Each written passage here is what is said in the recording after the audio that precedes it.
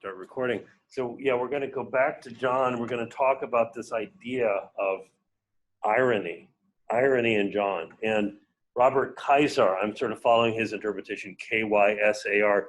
He thinks that irony is very, very key to understanding the gospel, that all throughout irony.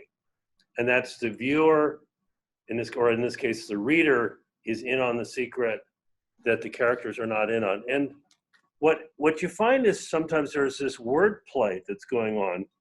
For instance, in John chapter 4, this is this very unusual conversation between Jesus and a Samaritan woman. And it's like, this woman is like, from the standpoint of a faithful Torah observant Jew, she's like a triple outsider because it's a woman. In that culture, men did not talk to a woman in public that they weren't related to. That wasn't done. That's considered inappropriate, like almost like Jesus is hitting on her, or he's sort of crossing a line. And then she's a Samaritan. And then it turns out that he said, go call your husband. And she says, I have no husband. Actually, the word is man. Call your man. I have no man. Well, there's a play on words there because man could mean husband as a man. She has a man in her life, but the man is not a man, meaning she's not married to him. And she said, the one whom Jesus said, you've had 5 husbands. The one whom you have now is not your husband. And Jesus does not condemn her. There's no condemnation. This is in chapter 4, verse 18. He just observes that. And then she says, I perceive, sir, that you are a prophet. It was like, how could he have known that she had been married 5 times before and then was cohabiting with her, the sixth man. But prior to that, Jesus says he asked her to draw water for him, and she wants to get into a dispute with him about, well, how you're a Jew, and how are you even asking me this? And then he said, if you knew who it was who asked you, said you would have asked, and he would have given you living water. Well, living water can mean fresh water that's like flowing through a stream. That's one meaning. And obviously, John has the idea that living water, as Jesus is speaking of it, is something deeper than just the physical water, right? The water of life, which, of course, would not have been in the mind of the Samaritan woman. But from the beginning of the gospel, John says in the very first few verses, in him was life, and the life was the light of men. So John is working with this framework where Jesus is the giver of light and the giver of life, and the reader already knows that. And so John is constantly shifting between the physical plane and then the spiritual level, where, on the physical level, she's saying, well, where are you going to get that flowing water? All we have is the well water. Where's the stream, Jesus? She's basically asking him. And so there's a misunderstanding, but the misunderstanding is meant to provoke her, and in a sense, the reader to go deeper. So just think of it this way. John is the gospel writer that's always challenging his readers to go deeper, to a deeper level of understanding. In chapter 3, there's a similar misunderstanding that leads into this conversation. And there's irony here because there's a phrase, born again, which in Greek has a double meaning. It can mean born again in the sense of being physically born a second time. It can also mean born from above. So the anothen is the Greek word. The anothen can mean from above, and it can also mean again. And so Jesus makes a statement. This religious leader comes to him very respectfully. He calls him rabbi. You'd expect Jesus to sort of, reciprocate in some way. It'd be like if you were a pre-law student and a Supreme Court justice showed up to talk to you and referred to you as, oh, you're a legal scholar. You say, oh, no, you're the legal scholar. You're the one, because he was a member of the Sanhedrin. So he was a member of this extremely elite group of only 70 Jews. And it said Jesus refers to him as the teacher of Israel, meaning that he even had an elite position among the Sanhedrin. And he comes respectfully, Rabbi, he says to Jesus, we know that you've come from God as a teacher. No one can do these signs that you do unless God is with him. And rather than being real polite, Jesus just immediately hits him with the statement. Jesus answered and said to him, truly, truly, I say to you, unless one is born again, he cannot see the kingdom of God. So it's a startlingly direct statement, and it throws Nicodemus off. This is also known as the Nick at night passage because he came to it at night. Sorry, had to throw in that. So Nicodemus, how can a man be born when he is old? He cannot enter a second time into his mother's womb and be born, can he? So Nicodemus is on the physical plane and doesn't understand the spiritual meaning of what it means to have a new life, a different kind of life. Actually, in John's gospel, there's a word bios, B-I-O-O-S in Greek transliteration. That means physical life. And there's a different word, zoe, Z-O-E, which refers to the spiritual kind of life that comes from God. So Jesus is really challenging, I guess you could say, Nicodemus to go from the bios to the zoe, to the different understanding of life. So that goes on. And then there's even another play on words here where he said, do not marvel that I said you must be born again or born from above. And in verse 8, this is John chapter 3, verse 8, the wind blows where it wishes. And he said, you hear the sound of it, but you do not know where it comes from and where it is going. So it is everyone who is born of the Spirit. So it is with everyone who is born of the Spirit. So imagine it's a beautiful summer day. You close your eyes, you hear the rustling of the leaves above you. You're lying beneath a tree. Jesus is saying, you don't know where that wind has come from. It could have come from the east, the west, the north, south. The wind is invisible. Now, the word wind, pneuma, is the same word for spirit. So it could be translated as the wind blows where it wishes, or the Spirit blows where it wishes. And so he's actually making a double entendre, as the French say, a double play on words, because the same word has two different meanings. So when you read through John, there's a lot that's going on. And I'll mention a couple of other passages that show irony. In chapter 11, and I think I touched on this already, the Jewish leaders this is right after Jesus has raised Lazarus from the dead. And that's created a new situation, a crisis situation, because multitudes of people have heard this story that Lazarus was dead. He was actually in his grave for 3 days. And then Jesus told him to roll away the stone and called him out of his grave. I mean, you can imagine the PR by word of mouth throughout the land that was going forth. And it says all people are going after and following him. And then the Jewish leaders say, if we let him go on like this, all will believe in him, and the Romans will come and take away both our place and our nation. That's John chapter 11, verse 48.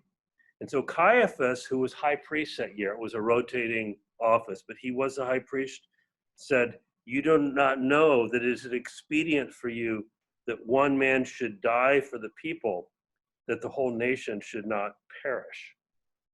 Now that's a profound irony, because he is the person under whom Jesus is condemned to die.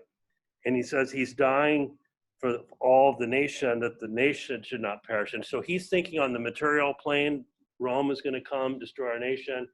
The gospel author obviously has something else in mind, that Jesus' death is a means of spiritual redemption, salvation for the whole nation. And so he was speaking more truly than he realized, you see, when when Caiaphas said this.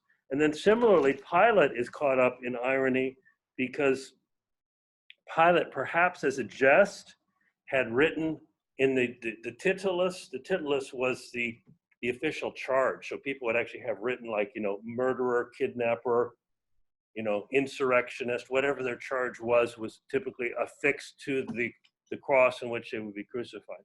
And instead of putting some other words on there, what was written was the King of the Jews.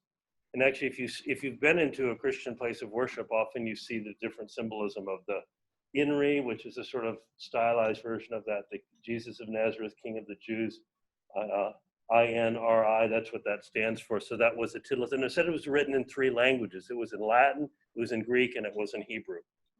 And so he wrote that, Jesus the Nazarene, the King of the Jews. And this is in John 19, verse 20. Therefore, this inscription many of the Jews read, for the place where Jesus was crucified was near the city, and it was written in Hebrew, Latin, and in Greek, as I just mentioned. So the chief priests of the Jews were saying to Pilate, "Do not write the King of the Jews, but that he said, 'I am the King of the Jews.'" So they wanted a little bit longer caption. And Pilate answered, "What I have written, I have written," which is very mysterious. It's kind of almost like a non-answer. Does that mean, did Pilate actually believe that he was crucifying the king? Did he not believe it? Or is that just a toss-away comment? You can read the text in a number of different ways. Pilate is just shrugging his shoulders, it's already done, I'm not going to change it, or I'm not really sure how to read that, but it's clear that there's something more that's being communicated, the King of the Jews. Even in his dying on what John's theology is rather clear when you get to the end of the gospel, even in his moment of greatest humiliation and suffering, he is king, he is reigning, and in fact, he is glorious in that degradation. So this is where we get to the theological level of irony, and this is what John is communicating is similar to what the Apostle Paul communicates in a somewhat different way in 1 Corinthians chapters 1 and 2. This is a famous passage in Paul's letters that emphasizes the notion of paradox. Certain Christian philosophers like Soren Kierkegaard that loved the paradoxical element of Christianity. He says in 1 Corinthians, this is Paul, 1 Corinthians chapter 1, verse 18, "The word of the cross is to those who are perishing foolishness, but to us who are being saved, it is the power of God." And then he goes on and says that, "For indeed Jews ask for signs, Greeks search for wisdom, but we preach Christ crucified, to Jews a stumbling block and to Gentiles foolishness. But to those who are the called, both Jews and Greeks, Christ the power of God and the wisdom of God. Because the foolishness of God is wiser than men, and the weakness of God is stronger than men." So there's a paradox that God shows his power in weakness, he shows his wisdom in foolishness, he shows his glory in what from a human standpoint is shameful. If you read the ancient Roman writers like Cicero, he said that they would not even use the word crucified in polite Roman company. It was not even brought up. You would not talk about that at a Roman cocktail party, so to speak. It was considered too shameful to discuss. And so when the early Christians talked about the crucified king, the Romans didn't know whether to laugh or to weep over it. It just seemed so absurd. And there's actually an ancient Roman graffito that shows a crucifixion happening. It was scrawled into a Roman wall, and there's a figure nailed to a cross, and then there's an ass's head on top, and at the bottom says Demetrius worships his god. And it's obviously an anti-Christian graffito, piece of graffiti that was meant to mock the idea of Demetrius, whoever that was, an early Christian, saying, your idea of a crucified God doesn't make any sense.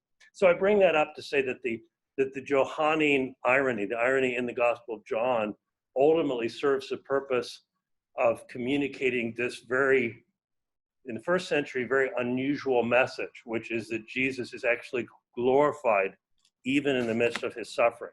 And that therefore there's almost a contradiction between the surface level appearance. It isn't just that there's a material level and a spiritual level higher than that. In this case, the material level seems to be completely at odds with the spiritual reality. The reality of Jesus' glory, it seems to be contradicted by the appearance of that we see in his suffering. Okay, any questions on that, about the irony?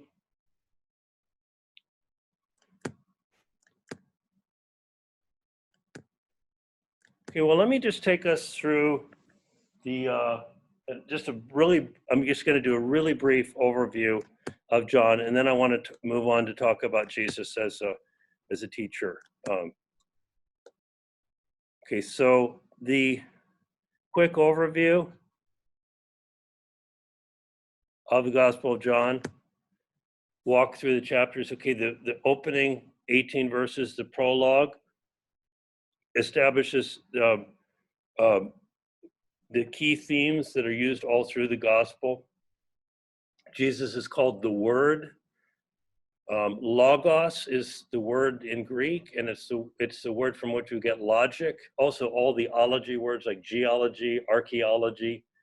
The ology means the science or study of. So logos means, for the Greeks, it meant the invisible rational principle of the visible universe. They thought, the Greeks, within their brilliance, saw that beyond the physical, visible world, there had to be something invisible, some underlying coherence and structure and rationality that held all things together. And they called that, Greek philosophers called that the logos. And so when John begins his gospel by saying, in the beginning was the logos, he's actually echoing something that Greek philosophers like Plato had said earlier.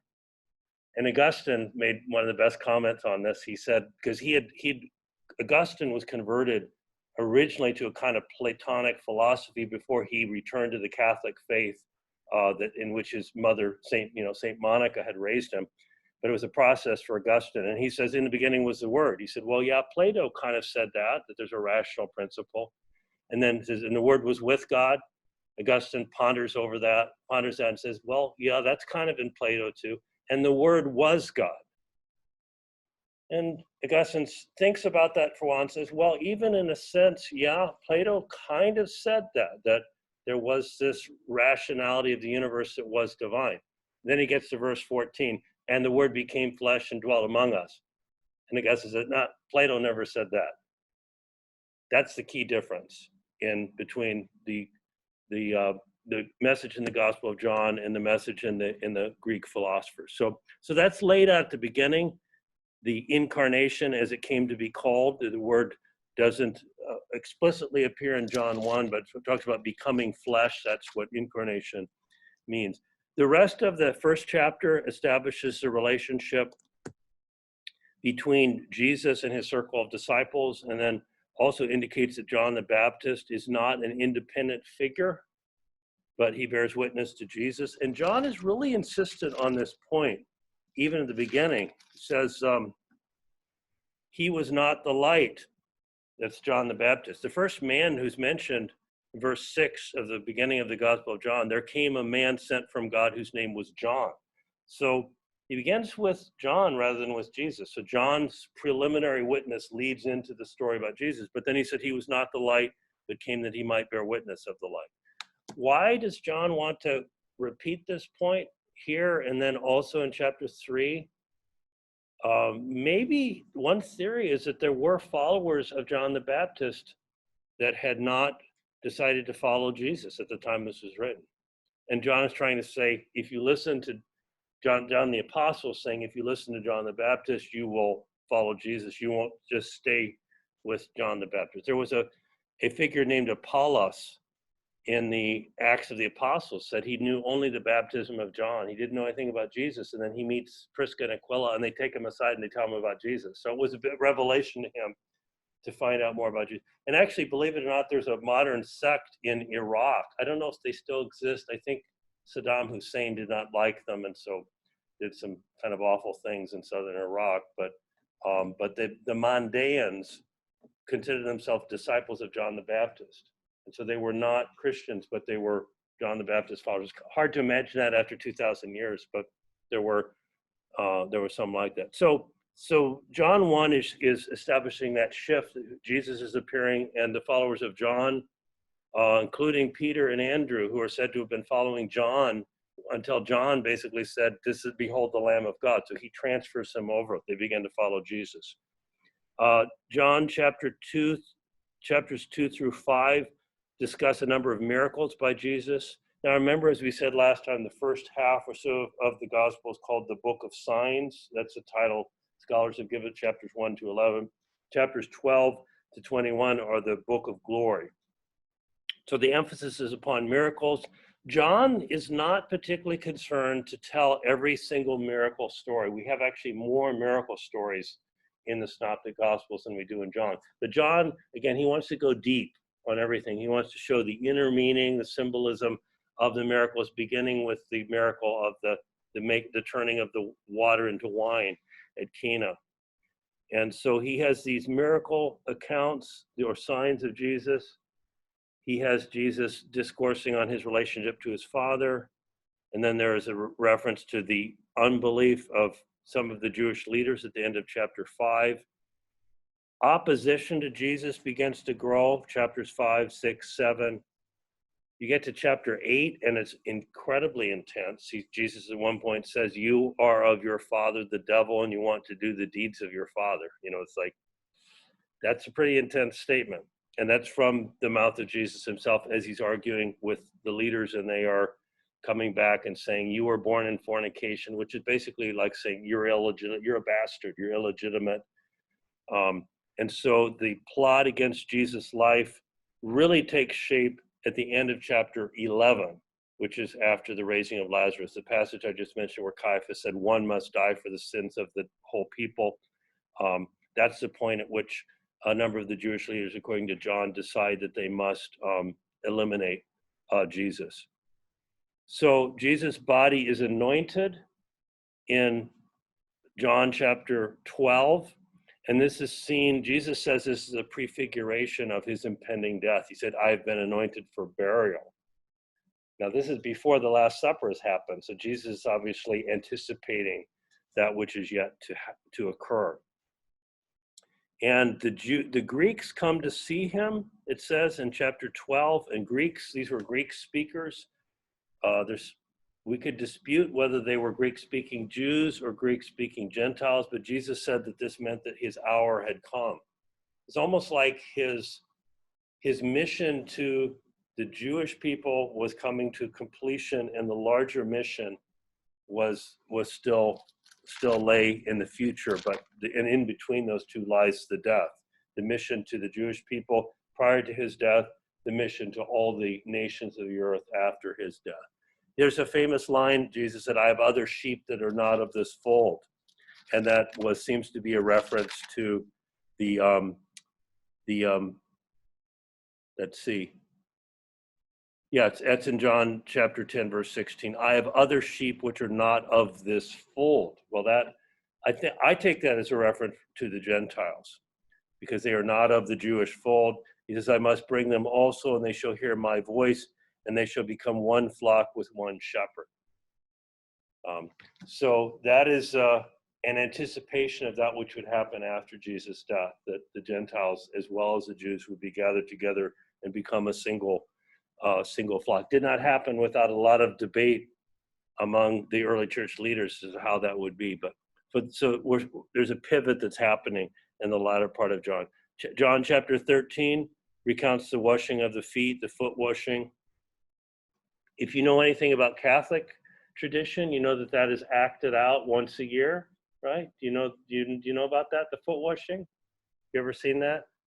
Participated maybe, or? Okay, when does that happen?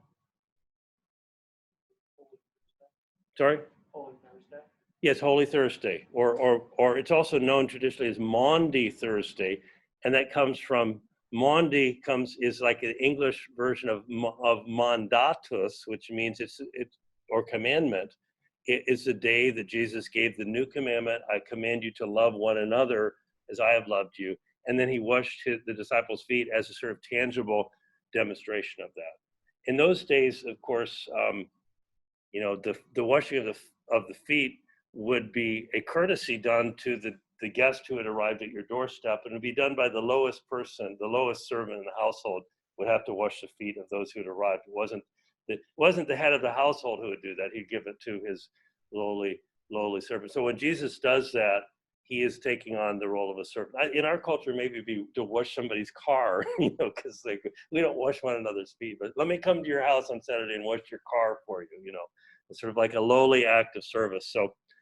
So that occurs in 13, and then that sets the context for this upper room discourse, which is almost too rich to believe. There's so much that is contained within there. What you have, and this culminates in chapter 17, and 17 is an amazing chapter. One of the things you have is the repetitive language that sort of weaves this sort of pictured. It says these things. I'll just read you a little bit of chapter 17 to give you the flavor of it. You have to kind of listen to it being spoken too sometimes, as opposed to just reading it on the page. "These things Jesus spoke, and lifting up his eyes to heaven, he said, 'Father, the hour has come. Glorify your Son, that the Son may glorify you, even as you gave him commandment or gave him authority over all mankind, that to all whom you have given him he may give eternal life. And this is eternal life, that they may know you, the only true God, and Jesus Christ whom you have sent. I glorified you on the earth, having accomplished the work which you have given me to do. And now glorify me together with yourself, Father, with the glory which I ever had with you before the world was. And it goes on, and it goes back and forth between Jesus, the Father, the disciples, the world, and the relationship of all of these.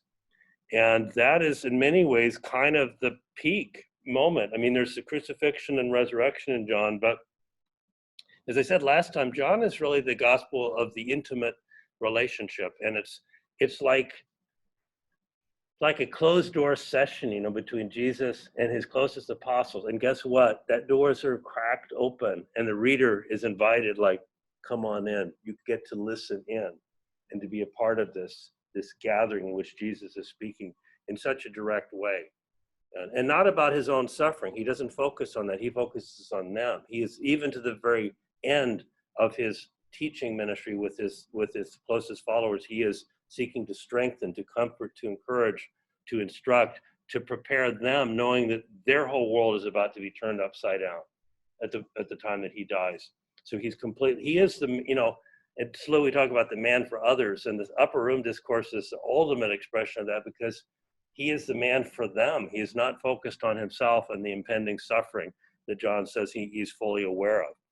Okay, so then that so-called high priestly prayer chapter comes to end in 17. We move to the chapters 18 and 19. And, John does not give us the prayer in Gethsemane where Jesus asked for the cup to pass him by. This is one of the, in some ways, curious things about John. It's one of the things that makes me think that John, even if he's not directly drawing on the synoptics, he perhaps was aware of them, because it's like he's filling in, he's just painting a different picture, but one that seems in some ways to assume that the reader might already know some of the other stories that are circulated about Jesus' his last evening on earth. So Jesus is arrested. He's called before Pilate. You have the crucifixion account, and that has some unique elements. I mentioned last time the picture of John the apostle and Mary at the foot of the cross. They must have been close enough to Jesus for him to speak back and forth to them, for them to hear him. So they had to be close. And this is where Jesus speaks from the cross to Mary, says, behold your son. And then to John, he says, behold your mother. And so Jesus entrusted his mother Mary into the care of his disciple John.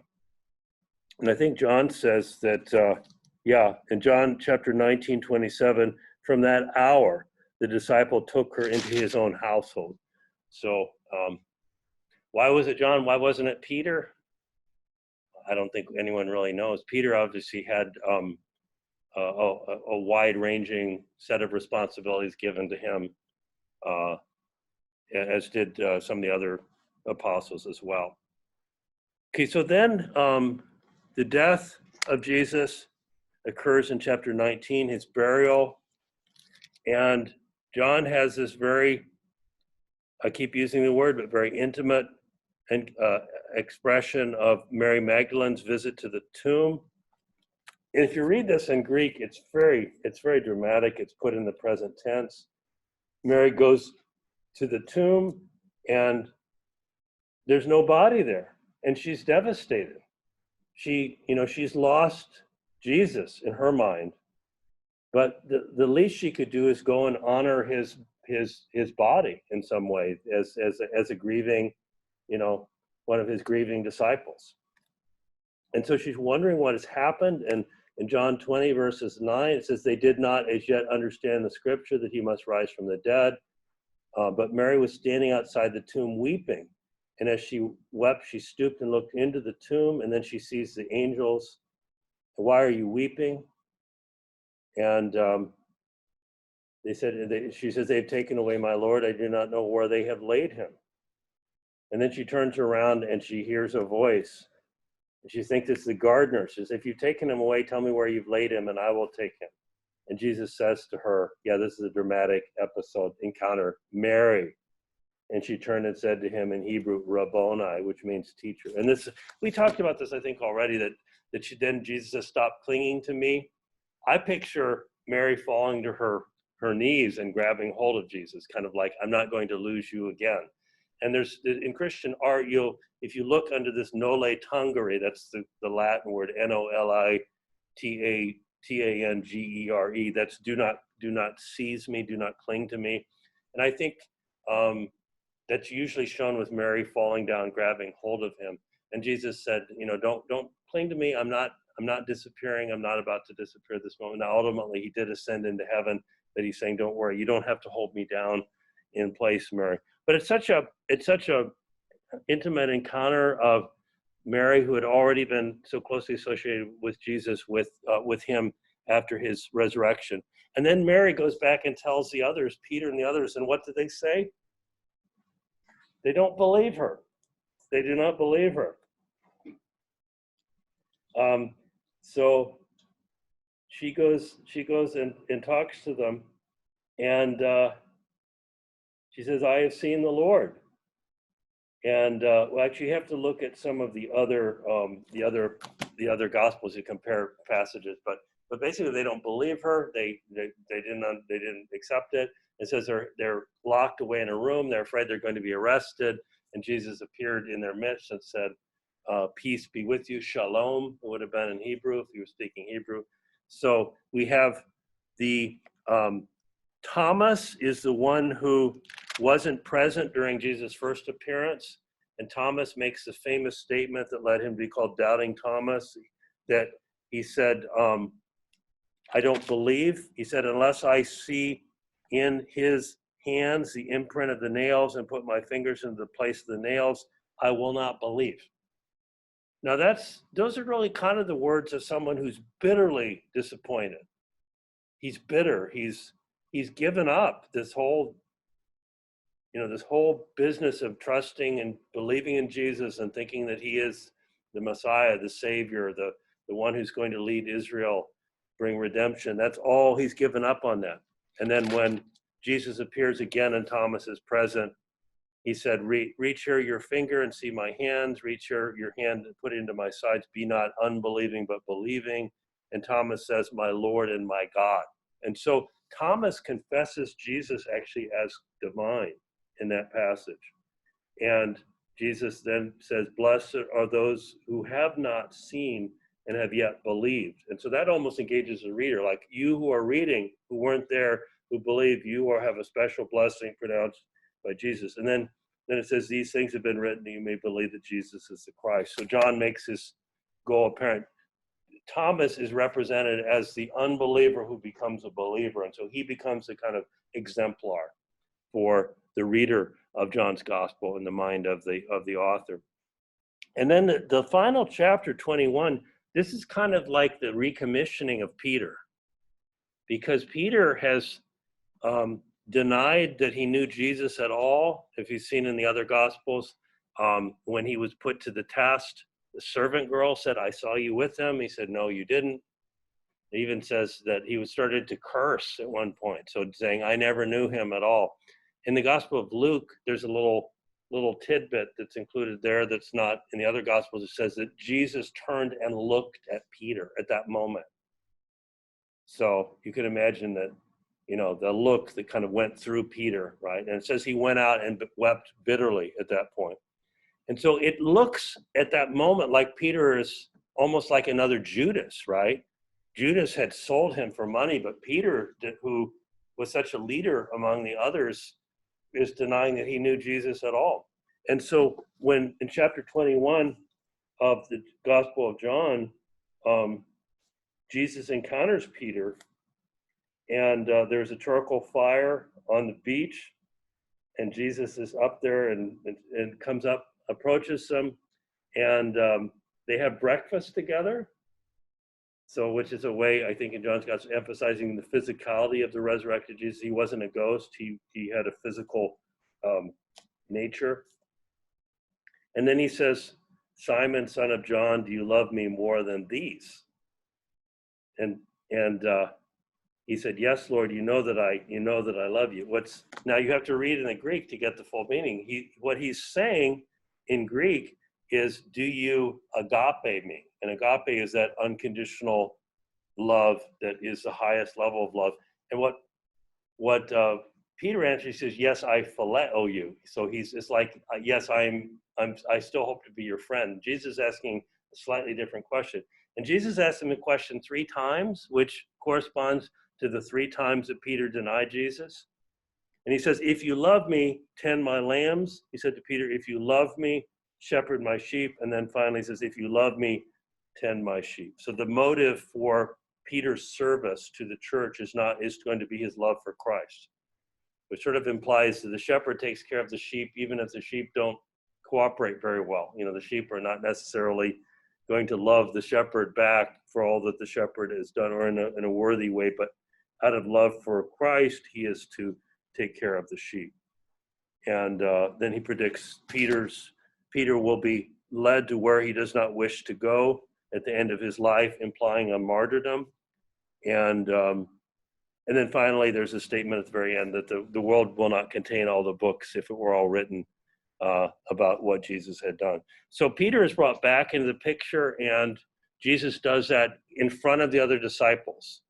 Just as he had denied Jesus in such an obvious, conspicuous way, he is sort of recommissioned in a more public way so that he can be accepted into the church. Okay, any questions?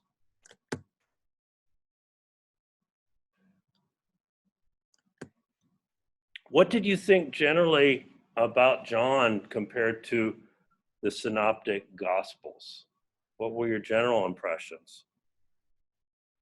It's been a theme, obviously, I brought up a number of times here, but some of the differences.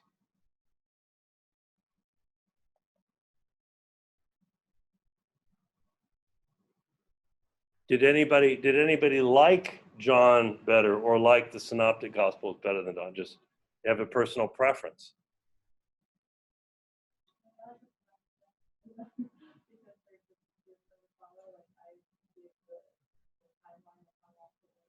Okay, the timeline, chronological, makes it easier. Okay, yeah. Yeah, I agree with that. But I'll say, like with John, like it sometimes requires you to like read passages that you just read like a couple times to like, make sure that you actually like understand like what's being said. But it is like it is an interesting like read because it is like very poetic kind of structure compared to repetition of things and like the different themes and kind of like almost like metaphorical kind of structure with it is like really interesting. So even if I hadn't said anything in class, you would have seen something symbolic or metaphorical here, you think, that is like is it pretty obvious when you start reading it? I think like the tone gets set with that kind of thing, like right from the beginning with that verse with like the prologue, you kind of see it as a different style of gospel as compared to like synoptics, where like with how they all kind of start off with like a very like formal kind of like this is kind of structure kind of thing. It becomes very obvious when you put John alongside of the other gospels that there's really a different human personality, and it's like the 4 gospels is like quadraphonic sound. It's because it's like you're listening to the bass is coming out of this speaker, and the horn section from here, and the keyboard from over there. It's almost like these different aspects. The drums from over that side, they're all kind of coming together. I mean, that would be my best analogy. Or if like you went to the St. Louis Symphony, you might hear something slightly different if you listen to one of Beethoven's symphonies sitting near the woodwind section, or sitting near the timpani, or sitting near the horn section. I suppose in the studio, if there's 16, 32, 16 or 32 channel or 64 channel mixing board, you could actually, you'd break down all the different components and you could mix them and adjust the levels. So these different gospels really do portray these different things. And I showed you this last time. I'll just put it up again.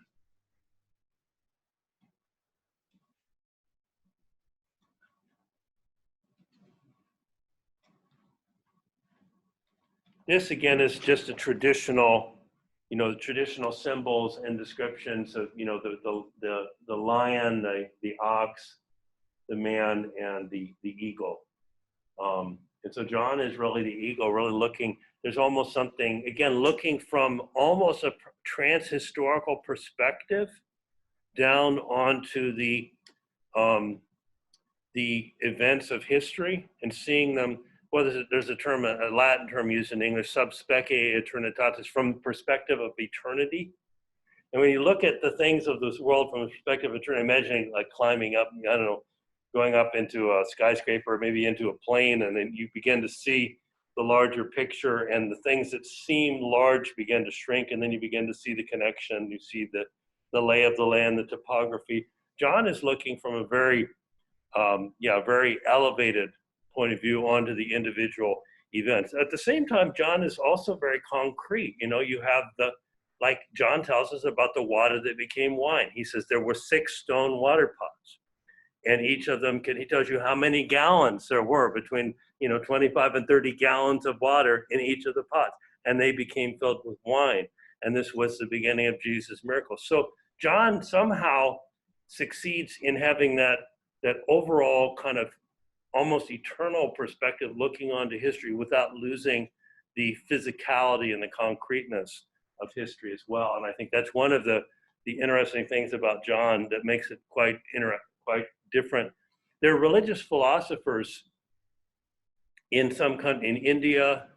We think of some of the philosophies out of India that are very cosmically oriented, but they tend not to emphasize the physicality of this world, the concreteness. Also in the Greco-Roman world, there were Gnostic teachers, and many of them had this very spiritualized view, but they didn't have a focus on the physical. And John combines them together. The Word is eternally with God, has become flesh.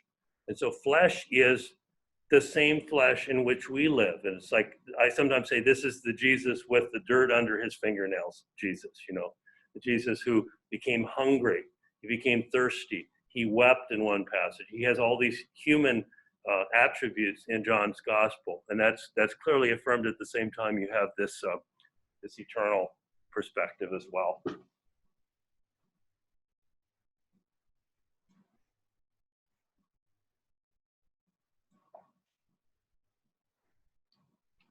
Is there anyone in class who you really like the Gospel of John? This is like your favorite gospel of those that you've read. Anybody?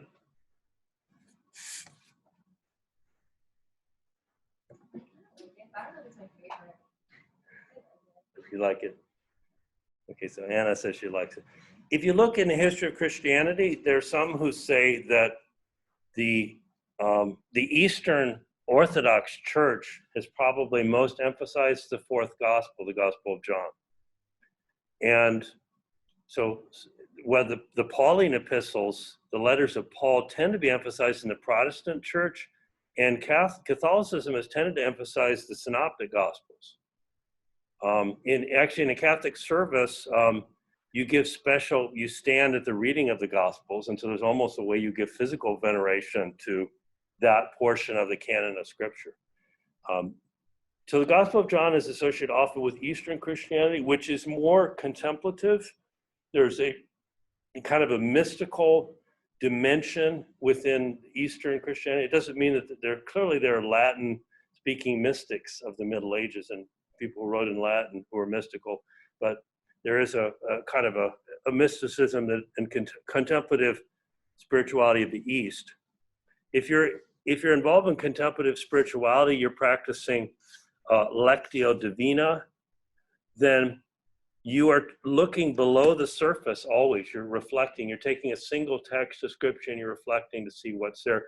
And that's almost the way you have to, if you really want to get the full benefit of the fourth gospel, you almost have to approach it that way. It almost is more attuned to a lectio approach, where you ponder and you meditate and then you try to draw all of them out. Okay, Ryan has asked, which gospel tends to be the most popular among Christians? I don't know. That's kind of that's a hard one. I think Matthew was set first, probably for a reason. I do think that because it emphasizes the teaching of Jesus and it gathers it into these, clusters of sayings, particularly like in the Sermon on the Mount, which we took some time with. I think Matthew. Now, if you look at the early church writers, I think they cite Matthew more often than Luke, and of course Mark is shorter, and John only gets more attention, I think, as we go a little bit further in church history. But in terms of the world today, I don't know if some of you want to Google that and see if there is actually someone. I'm sure there's someone who could be able to tabulate like which gospel is being read more or being cited more or more sermons on it. I don't actually know the answer to that.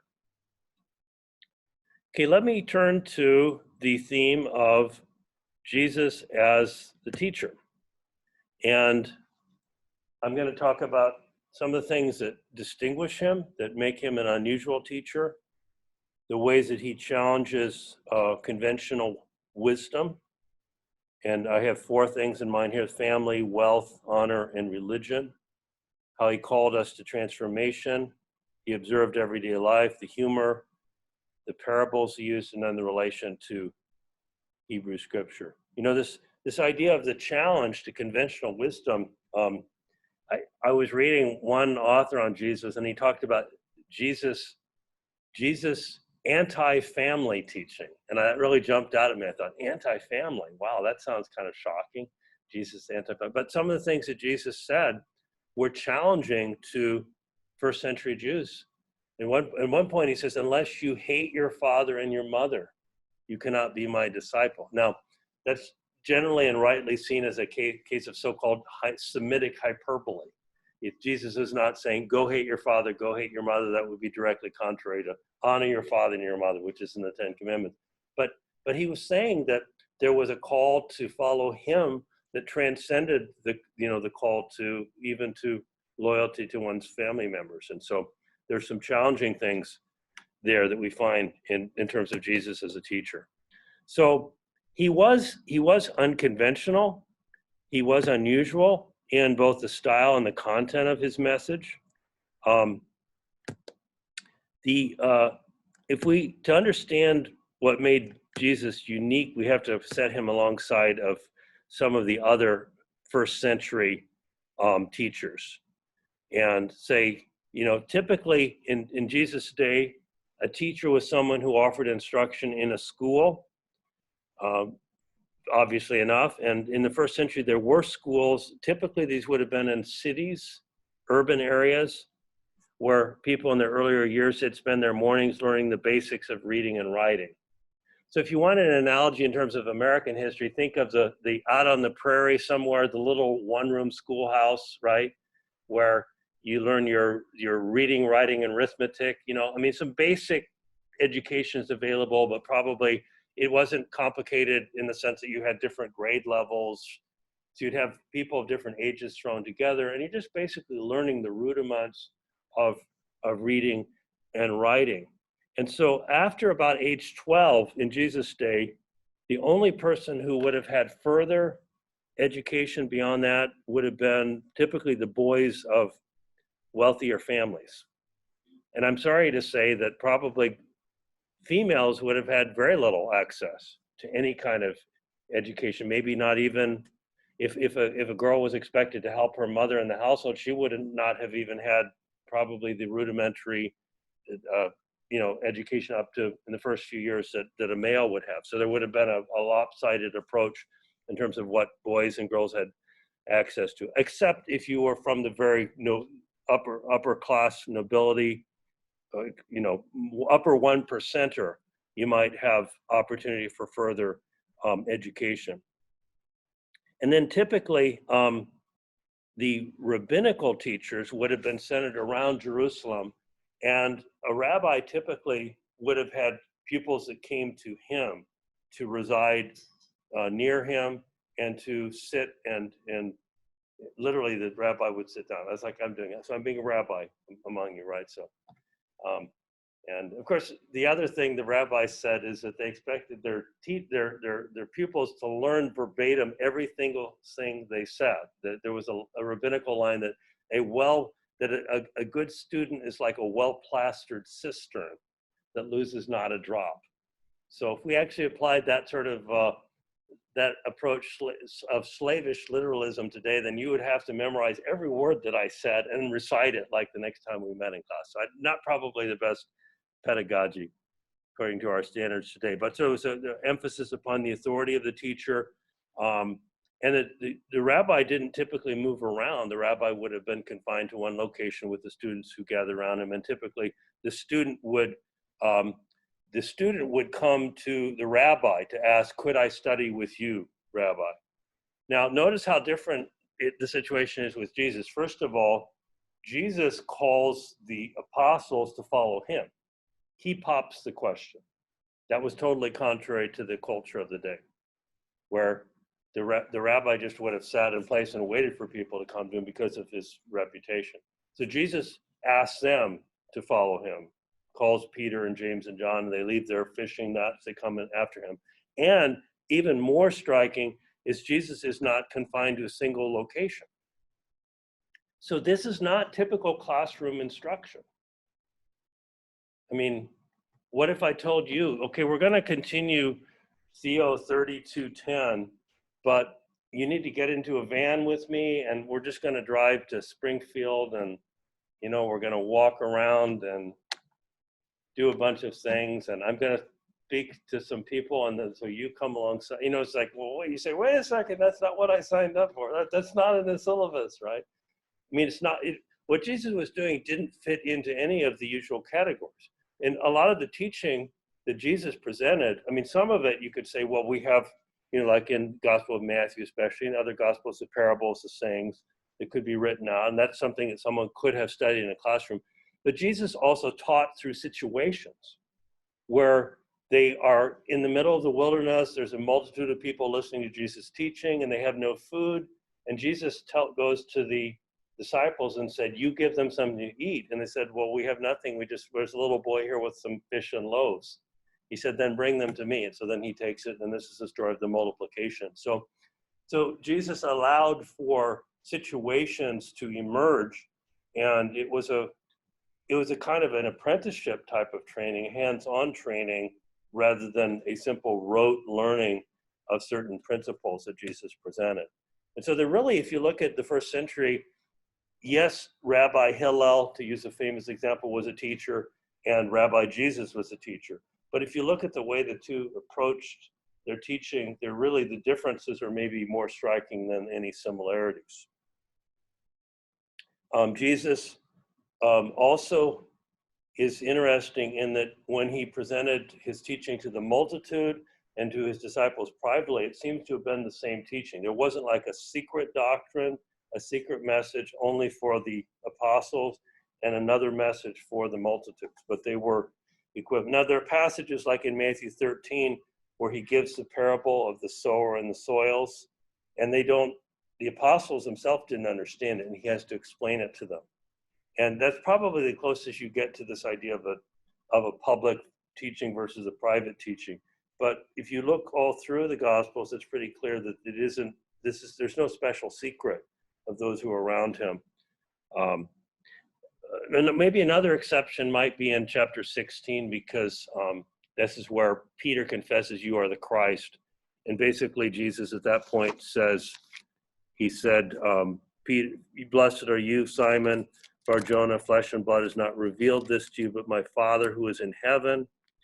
And then Jesus goes on in, not immediately. Oh yeah, he said, he warned them, this is Matthew 16:20, that they should tell no one that he was the Christ. That's Matthew 16:20. Now, obviously, by the time you get to Matthew 28, it says, go therefore and make disciples of all the nations, right? So there is to be open proclamation at that point. So this is a temporary instruction of Jesus. For a period of time, they were not to disclose that aspect of Jesus' teaching. But by and large, the teaching of Jesus is something that was for everyone. Notice too that there are different degrees of closeness to Jesus. You have Jesus himself, then you have the 12 apostles, right? A circle of 12. And notice that there in the Gospel of Luke, there was a group of 70 that are sent out. So you have 12, a group of 12 and a group of 70, whoever the 70 were. Were the 12 included in the 70? I don't know. It's possible. Or it may be that the 70 were a group in addition to the 12.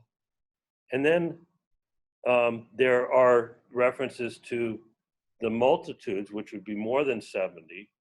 So you're starting to see, it's almost like, concentric circles with Jesus at the center point, and then, now among the 12, notice that in a lot of the unusual situations that develop in the gospel, Jesus is with only 3. It says Peter, James, and John. On the Mount of Transfiguration, those are the 3 who are with Jesus. So this was a moment that wasn't shared among all 12, only among the 3. And also in the Garden of Gethsemane. It says when Jesus went to pray, he took Peter, James, and John. So these 3 seem to have had a greater degree of closeness, association, intimacy with Jesus than the 12 had. So there are different, the teaching of Jesus was differentiated in the sense that he was, in one sense, he had a mandate to speak to a larger group, but then he seems to have devoted much of his time in a more intensive way to a smaller group. And what's interesting is among people who talk about pastoral theology today, there's some who think that this is the way the church should function, that the priest or minister should not only speak to everyone who wants to come to hear, but that there should be cultivating of relationship, training, discipleship with a smaller group. So anyway, that's a contemporary discussion about Jesus as a model for ministry in the church. Okay, so the conventional wisdom idea. This is one of the things that helps, and I'm drawing here on Marcus Borg, that people in first century Jewish Palestinian society were deeply committed to sacred tradition that focused on these elements of a family, of wealth, of honor, and religion. It's hard for us to grasp this because we live in a society and a culture that values innovation and change.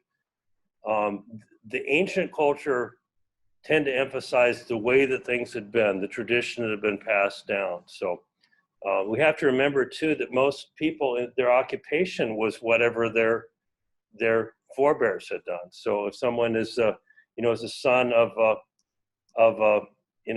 carpenter, he becomes a carpenter. The son of a bricklayer becomes a bricklayer. There's not a lot of what we today call social mobility, not a lot of physical mobility from place to place. So people are tied to a particular locality and a certain way of doing things.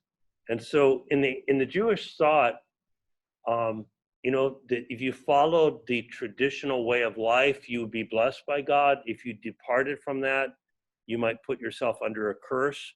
And in some ways, as an occupied nation, that in some ways only intensified the conservative element here. It's like, when the Romans are in charge, it's like the Jewish people thought that we don't really have the luxury of experimenting with a lot of different ways of living. We need to stay close to the conventional ways. So people found their identity through family. You would be Simon Bar Jonah meant Simon, son of Jonah. And so a female Miriam would be like Miriam, Bat Jonah. That would be Miriam, daughter of Jonah.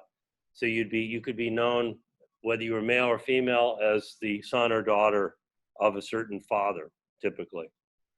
So people were attached to family identity. Wealth was seen as a sign of God's blessing.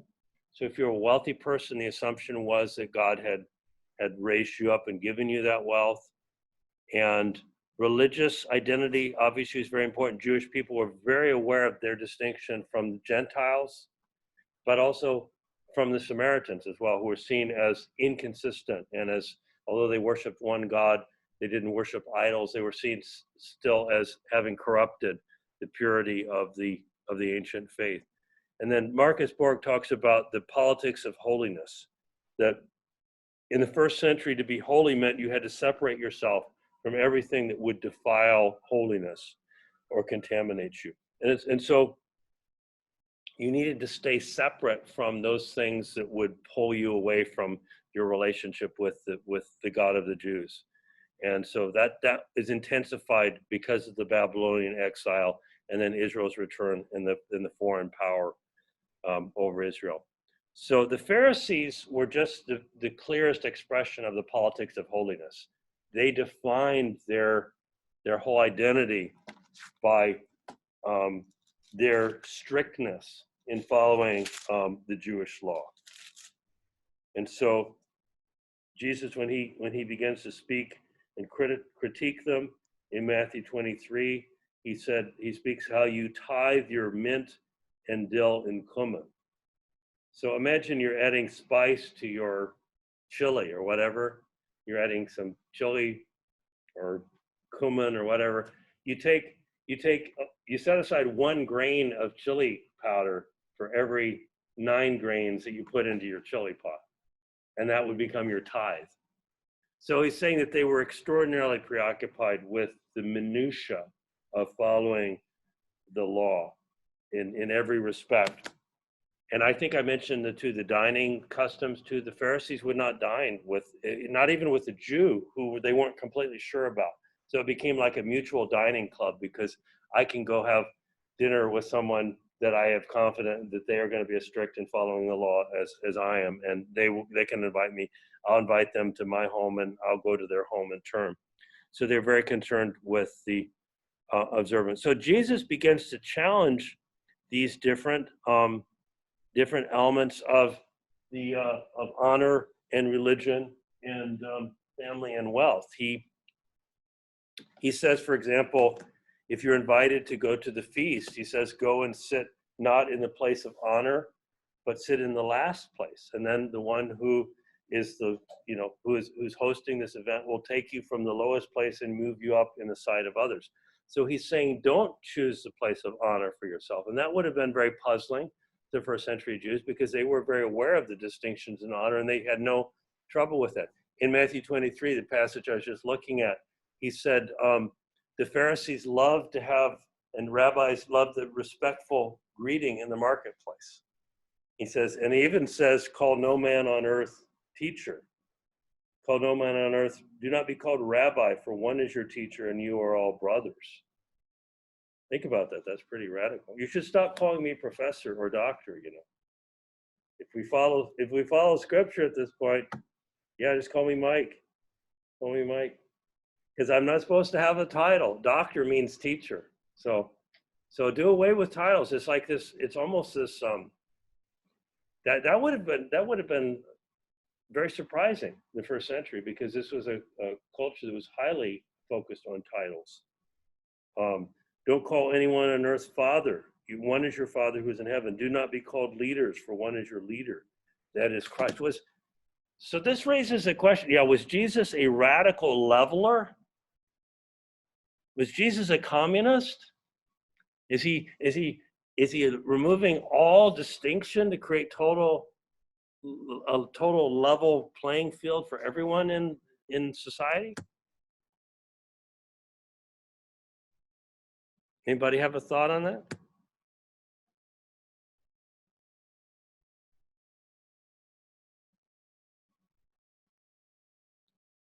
Maybe I shouldn't have used the word communist, but I'm trying to be provocative today.